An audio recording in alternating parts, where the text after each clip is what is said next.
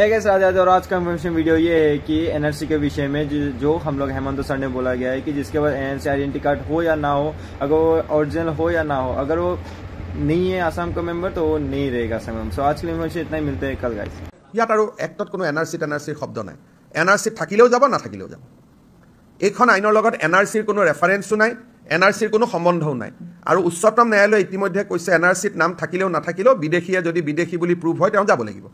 Supreme কোৰ্টে কেইদিনমান আগত আৰু এটা জাজমেণ্ট দিছে যে এনআৰচিত নাম থকা মানেই তেওঁ স্বদেশী নহয়। মেবি তেওঁৰ ক্লেইম এটা হ'ব মোৰ এনআৰচিত নাম আছে, কিন্তু গভৰ্ণমেণ্টে যদি প্ৰুভ কৰিব পাৰে যে তেওঁৰ এনআৰচিত নাম থাকিলেও এওঁ বিদেশী, এনআৰচিত নাম সোমোৱাটোৱে ভুল আছিল, বেলেগ বাপেকৰ নাম নিজৰ বাপেক বুলি কৈছিলে, তেতিয়া সুপ্ৰিম কোৰ্টে আৰু এটা জাজমেণ্ট কেইদিনমান আগতে দিছে যে এনআৰচিখন তেওঁৰ ছেফগাৰ্ড নহয়। এনআৰচিত নাম থকা মানেই তেওঁ 100% ভাৰতীয় নুবুজায়। এইটো আৰু এটা বেলেগ এটা জাজমেণ্ট।